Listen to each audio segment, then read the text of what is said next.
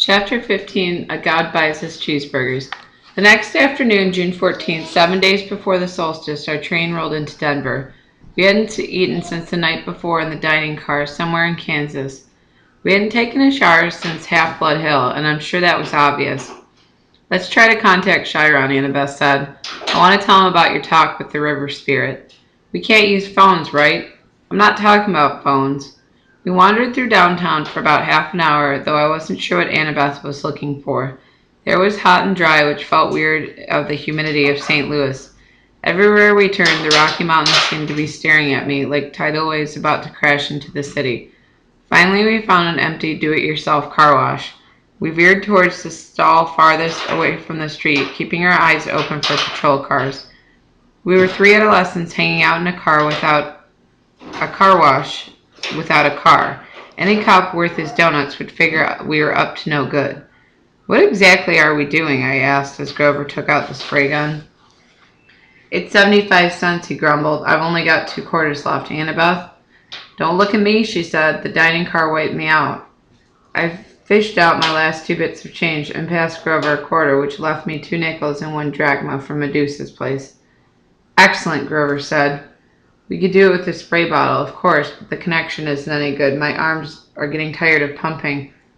What are you talking about?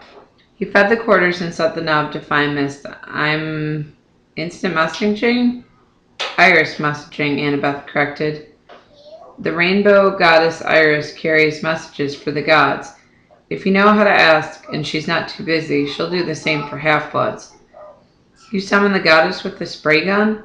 Grover pointed the nozzle into the air and water hissed out into a thick mist. Unless you know an easier way to make a rainbow. Sure enough, late afternoon light filtered through the vapor and broke into the colors. Annabeth held her palm out to me. Drachma, please. I handed it over. She raised the coin over her head. Oh, goddess, accept our offering. She threw the drachma into the rainbow. It disappeared into a golden shimmer. Half-Blood Hill, Annabeth requested. For a moment, nothing happened. Then I was looking through the mist at the strawberry fields and Long Island Sound in the distance. We seemed to be on the porch of the big house. Standing with his back to us was the railing was a sandy-haired guy in shorts and an orange tank top. He was holding a brown sword and seemed to be staring intently at something down in the meadow. Luke, I called. He turned, eyes wide. I could swear he was standing 3 feet in front of me through a screen of mist. Except I could only see part of him that appeared in the rainbow. Percy, his scarred face broke into a grin. Is that Annabeth too? Thank the gods. Are you okay? We're, fine, Annabeth stammered. She was madly straightening her dirty t-shirt, trying to comb the loose hair out of her face. We thought Chiron, He's down at the cabins, Luke's smile faded. We're having some issues with the campers. Listen, is everything cool with you? Is Grover all right? I'm right here, Grover called. He had the nozzle out to one side and stepped into Luke's line of vision. What kind of issues? Just then, a big Lincoln Continental pulled into the car wash with its stereo tuned up to maximum hip-hop. As the car slid into the next stall, the bass from the subwoofers vibrated so much it looked like pavement. Chiron had to. What's that noise? Luke yelled. I'll take care of it, Annabeth yelled, looking very relieved, an excuse to get out of sight. Grover, come on. What? Grover said, but give Percy the nozzle and come on, she ordered. Grover muttered something about the girls being harder to understand than the Oracle at Delphi, and he handed me the spray gun and followed Annabeth. I readjusted the hose so I could keep the rainbow going and still see Luke. Chiron had to break up a fight, Luke shouted to me over the music. Things are pretty tense here, Percy. Word leaked out to Zeus, Poseidon, standoff. We're still not sure how. Probably the same scumbag who summoned the hellhound. Now the campers are starting to take sides. It's shaping up like a Trojan War all over again. Aphrodite, Ares, and Apollo are backing Poseidon, more or less. Athena is backing Zeus. I shuddered to think that Clarice's cabin would have been on my dad's side for anything. In the next stall, I heard Annabeth and some guy arguing with each other. The music's volume decreased drastically. So what's your status? Luke asked me. Chiron will be sorry he missed you. Chiron will be sorry he missed you. I told him pretty much everything, including my dreams. It felt so good to see him, to feel like I was back at camp, even for a few minutes.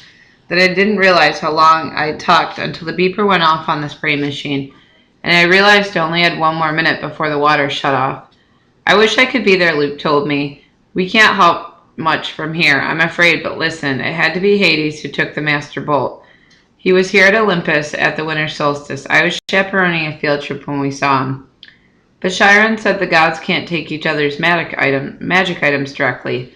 That's true, Luke said, looking troubled. Still, Hades had the Helm of Darkness. How could anybody else sneak into the throne room and steal the master belt? You'd have to be invisible. We both went silent until Luke seemed to realize what he'd said. Oh, hey, he protested. I didn't mean Annabeth. She and I have known each other forever. She would never. I mean, she's like a little sister to me. I wondered if Annabeth would like that description. In the stall next to us, the music stopped completely. A man screamed in terror, car doors slammed, and the Lincoln peeled out of the car wash.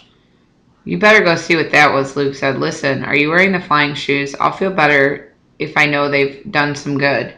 Oh, yeah. I tried not to sound like a guilty liar. They've come in real handy. Really? He grinned.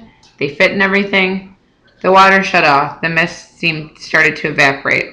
Well, take care of yourself out there, Denver, Luke called, his voice getting fainter. And tell Grover it'll be better this time. Nobody will get turned into a pine tree if he just... But the mist was gone, and Luke's image faded to nothing. I was alone in a wet, empty car wash stall. Annabeth and Grover came around the corner, laughing, but it stopped when they saw my face. Annabeth's smile faded. What happened, Percy? What did Luke say? Not much, I lied, my stomach feeling as empty as a big 3-cabin. Come on, let's find some dinner. A few minutes later, we were sitting at a booth in a gleaming chrome diner. All of us families were eating burgers and drinking malts and sodas. Finally, the waitress came over. She raised an eyebrow skeptically. Well? I said, we want to order dinner. You kids have money to pay for it? Grover's lower lip quivered. I was afraid he would start bleeding or were starting the linoleum. Annabeth looked ready to pass out from hunger. I was trying to think of a sob story for the waitress when a rumble shook the whole building. A motorcycle the size of a baby elephant had pulled up to the curb. All conversation in the diner stopped. The motorcycle's headlight glared. Its gas tank had flames on it, with a shotgun holster riveted on either side, complete with shotguns. The seat was leather, but the leather looked like, well, Caucasian human hair. The guy on the bike would have made pro wrestlers run for mama. He was dressed in a red muscle shirt and black jeans and a black leather duster with a hunting knife strapped to his thigh. He wore red wraparound shades, and he had the cruelest, most brutal face I'd ever seen. Handsome, I guess, but wicked, with an oily black crew cut and cheeks that were scarred from many, many fights. The weird thing was, I felt like I'd seen this face somewhere before. As he walked into the diner, a hot, dry wind blew through the place. All people rose as if they were hypnotized, but the biker waved his hand dismissively and they sat down again. Everyone went back to their conversations. The waitress blinked as if somebody had pressed the rewind button on her brain. She asked us again, "You kids have money to pay for it?" The biker said, "It's on me." He slid into our booth, which was way too small for him, and crowded Annabeth against the window. He looked at the waitress who was gaping at him and said, "Are you still here?" He pointed at her and she stiffened. She turned as if she'd been spun around, then marched back towards the kitchen. The biker looked at me. I couldn't see his eyes behind the red shades, but bad feelings started boiling in my stomach. Anger, resentment, bitterness. I wanted to hit a wall. I wanted to pick a fight with somebody. Who did this guy think he was? He gave me a wicked grin. "So you're old Seaweed's kid, huh?" I should have been surprised or scared, but inside I felt like I was looking at my stepdad, Gabe. I wanted to rip this guy's head off. "What's it to you?" Annabeth's eyes flashed me a warning. "Percy, this is..." The biker raised his hand. "So, okay." He said, "I don't mind a little attitude as long as you remember who's the boss. You know who I am, little cousin?" Then it struck me why he looked familiar. He had the same vicious sneer as some of the kids at Camp Half-Blood, the ones from Cabin 5. "You're Clarice's dad," I said. "Ares, god of war?" Ares grinned and took off his shades. Where his eyes should have been, there were only fire, empty sockets glowing with miniature nuclear explosions. "That's right, punk. I heard you broke Clarice's spear." "She was asking for it." "Probably. That's cool. I don't fight my kids' fights, you know. What I'm here for, I heard you were in town." I got a little proposition for you." The waitress came back with heaping trays of food, cheeseburgers, fries, onion rings, and chocolate shakes. Aries handed her a few gold drachmas. She looked nervously at the coins. "But these aren't—" Aries pulled out a huge knife and started cleaning his fingernails. "Problem, sweetheart?" The waitress swallowed and then left with the gold. "You can't do that," I told Aries. "You can't just threaten people with a knife." Aries laughed. "Are you kidding? I love this country. Best place in Sparta. Don't you carry a weapon, punk? You should. Dangerous world out there." Which brings me to my next proposition. I need you to do me a favor. What favor could I do for a god? Something a god doesn't have time to do for himself. It's nothing much. I left my shield in an abandoned water park here in town. I was going on a little date with my girlfriend. We were interrupted. I left my shield behind. I want you to fetch it for me. Why don't you go back and get it yourself? The fire in his eye socket glowed a little hotter. Why don't I turn into a prairie dog and run you over with my Harley? Because I don't feel like it. A god is giving you an opportunity to prove yourself, Percy Jackson. Will you prove yourself a coward? He leaned forward. Or maybe your only fight is when there's a river to dive into so your daddy can protect you.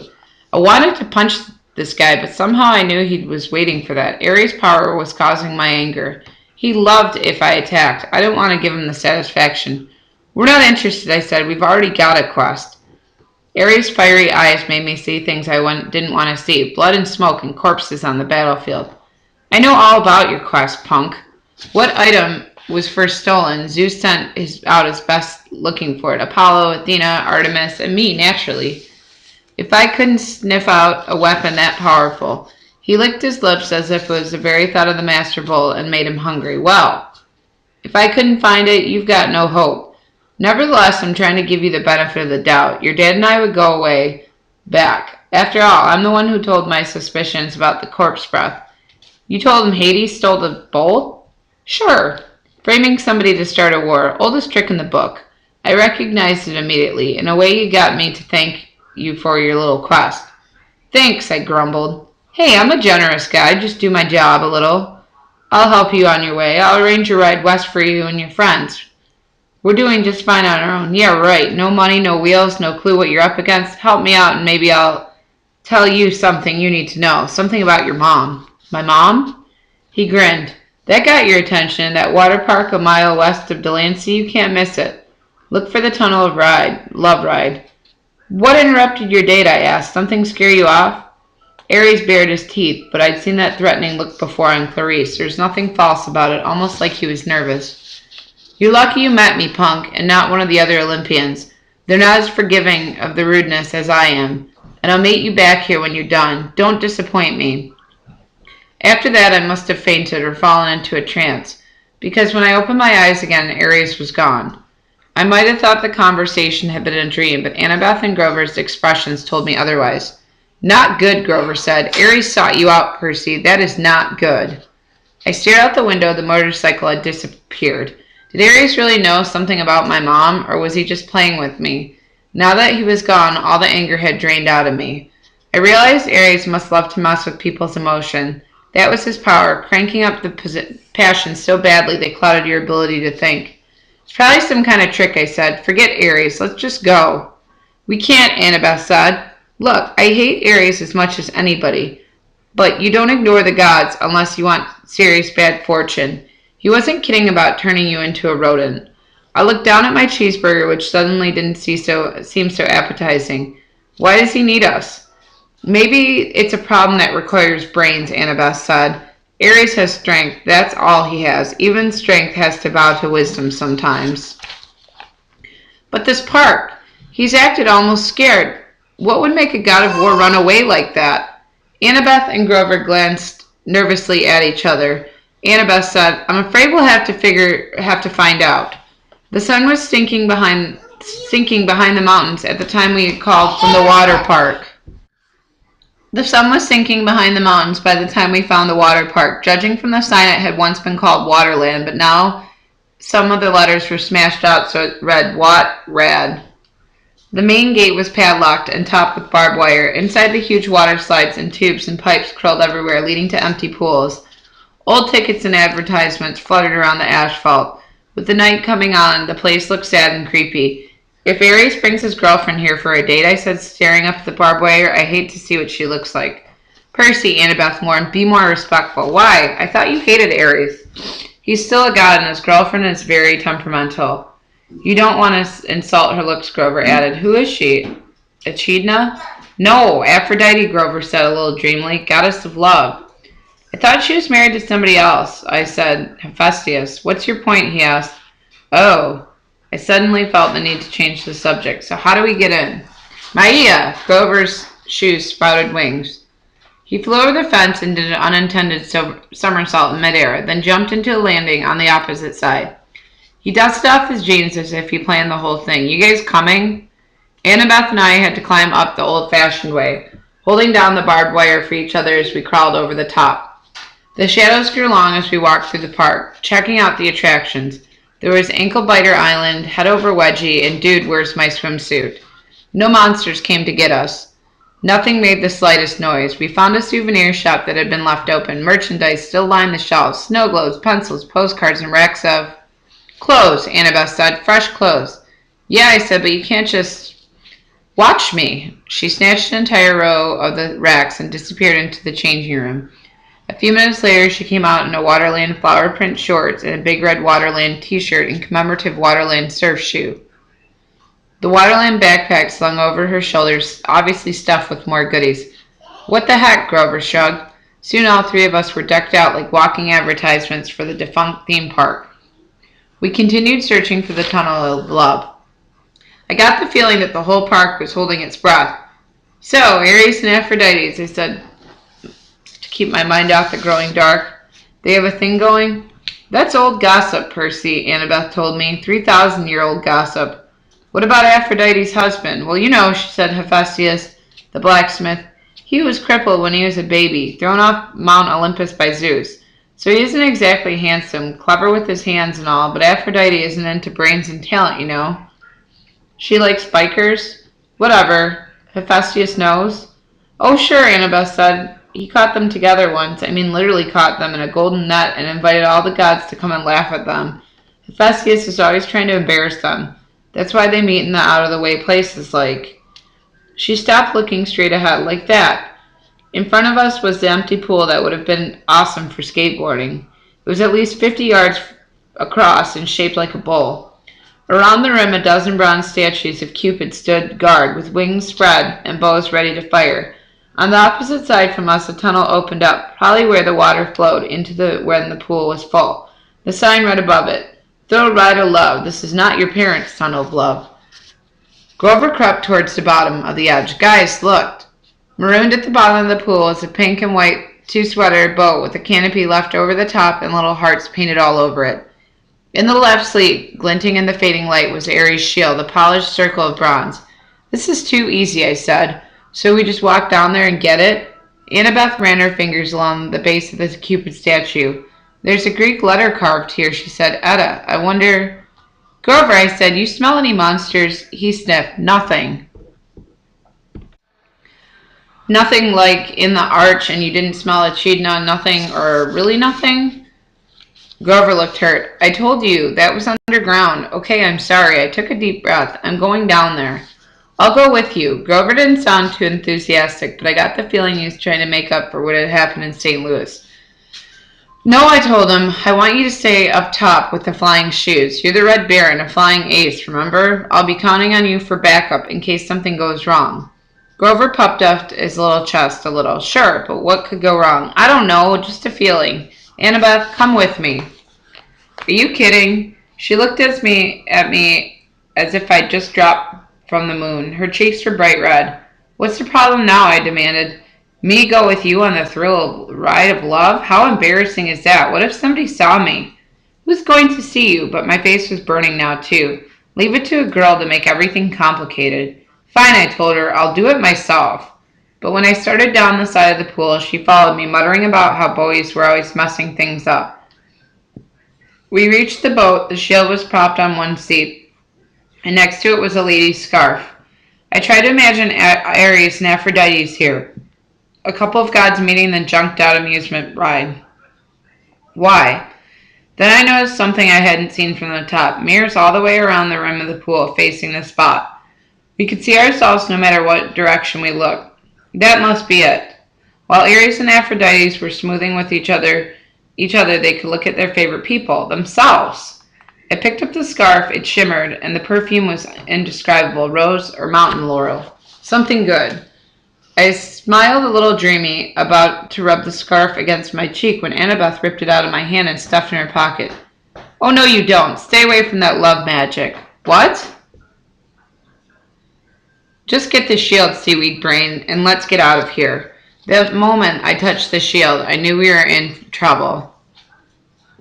My hand broke through something that had been connecting it to the dashboard. A cobweb, I thought, but then I looked at the strand of it on my palm and saw it was some kind of metal filament, so fine it was almost invisible. A tripwire. Wait, Annabeth said. Too late. There's another Greek letter on the side of the boat. That's Etta. That's a trap.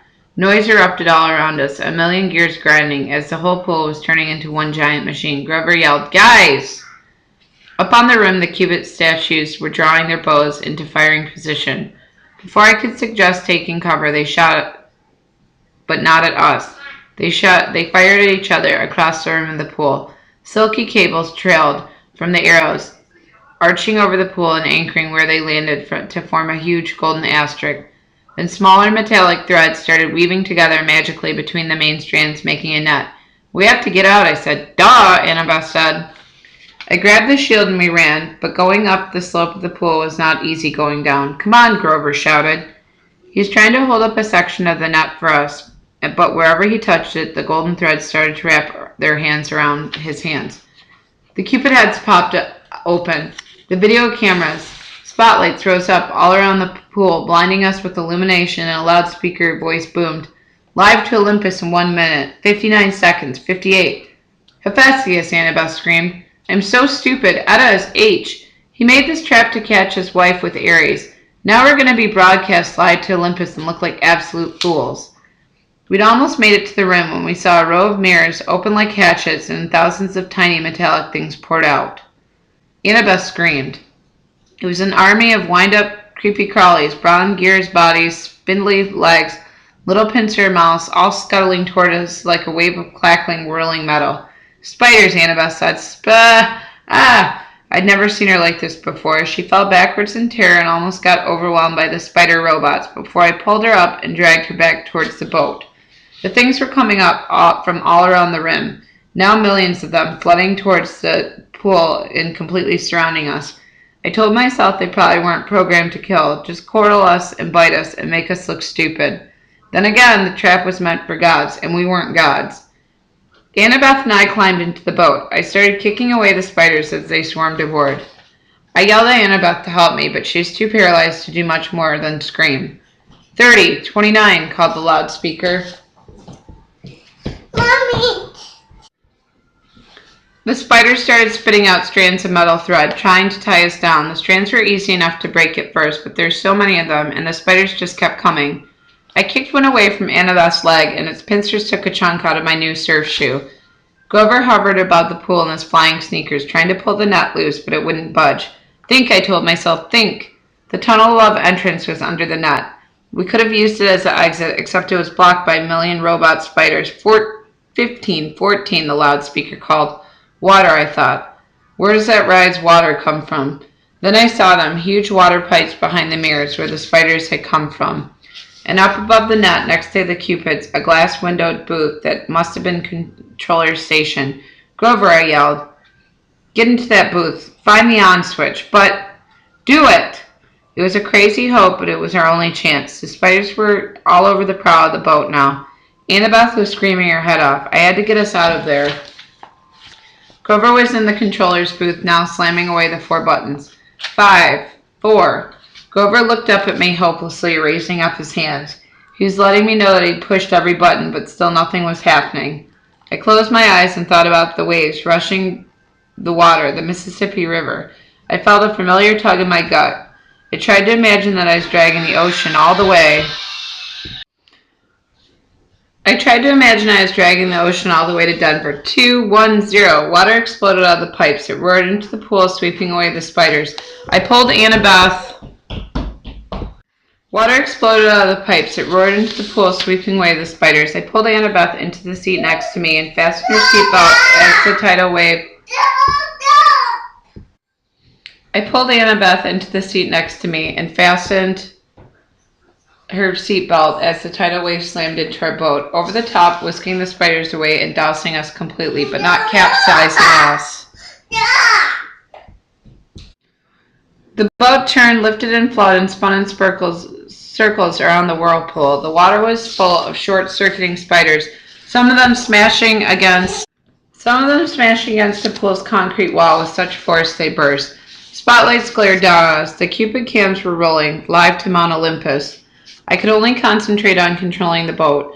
I willed it to ride the current to keep away from the wall. Maybe it was my imagination, but the boat seemed to respond. At least it didn't break into a million pieces. We spun around one last time, the water level now high enough to shred us against the metal net. The boat's nose turned toward the tunnel, and we rocketed into the darkness.